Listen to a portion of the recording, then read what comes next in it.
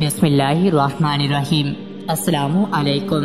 روزانہ واقعات سننے کے لیے اس چینل کو سبسکرائب کریں۔ ایک اللہ والے درویش کے پاس ایک آدمی آیا جس کا تعلق پنجاب کے شہر ہارون آباد سے تھا۔ وہ ایک ایسی مصیبت میں مبتلا تھا جو ظاہر بھی نہیں کر سکتا تھا اور چھپا بھی نہیں سکتا تھا۔ اس نے آتے ہی مجھے ایک دستی کاغذ خط کی شکل میں پکڑایا۔ اس میں لکھا تھا کہ میرا نام فلاں ہے، میں اپنے علاقے میں بڑا زمیندار ہوں، بہت اچھی کپاس اور گندم کی کاشت ہوتی ہے، بیٹی ہے، بیٹیاں ہیں، گھر ہے، ذمہ دارا ہے، زندگی بہت سوکھی گزر رہی ہے، لیکن ایک مسئلہ مجھے بہت کھائے جا رہا ہے جس کا میں نے کچھ لوگوں کے سامنے ذکر کیا لیکن وہ حل نہیں ہو سکا۔ بات دراصل یہ ہے کہ میں ابھی جوان تھا اور شادی کو 3 سال ہوئے تھے۔ میرے گھر میں بیٹی پیدا ہوئی۔ میرے چونکہ پہلے 2 بیٹے تھے۔ بیٹی کی پیدائش پر میں بہت خوش ہوا اور میں نے بہت سی مٹھائیاں بانٹی۔ لوگ آ رہے تھے اور مٹھائی لے رہے تھے۔ ایک خاتون ایک دفعہ لے گئی، دوسری دفعہ لے گئی، جب تیسری دفعہ آئی تو میں نے دینے سے انکار کر دیا۔ اس نے میرا ہاتھ تھاما اور کہنے لگی، میرا منہ میٹھا کر دے، تیرا جسم میٹھا کر دوں گے۔ نامعلوم اس کے اس بول میں کیا تاثیر تھا، حالانکہ وہ بالکل بوڑھی اور بہت بد شکل خاتون تھی۔ میں نے اسے بہت ساری مٹھائی دے دی۔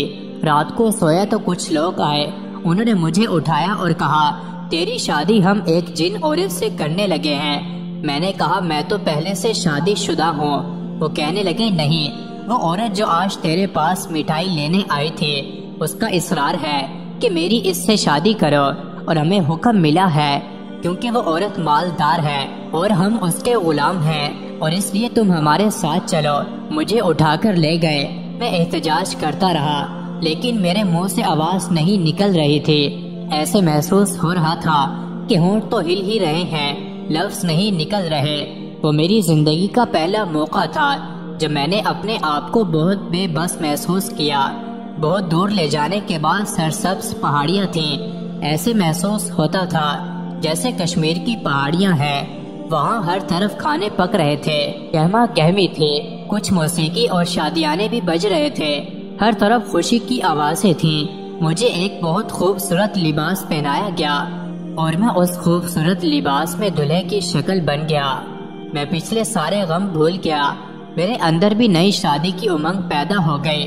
پھر باقاعدہ شرعی طور پر میرا نکاح ہوا، اعجاب و قبول ہوا، اور پھر مجھے اٹھا کر دلہن کے کمرے میں پہنچایا گیا۔ میری بیوی واقعی جیسا میں نے کوئی قاف کی پری کا حسن و جمال سنا تھا۔ اتنی ہی خوبصورت اس کا سراپا، اس کا جسم، اس کی خوبصورت آنکھیں، خوبصورت گردن، گلابی ہونٹ، مہکتے رخسار، نشیلی پلکیں، دلربا آواز، خوبصورت ہاتھ اور خوبصورت کلائیاں، جسم سارا سونے اور ہیرے جواہرات سے لدا ہوا تھا۔ میں نے رات اس کے ساتھ شب بستری کی۔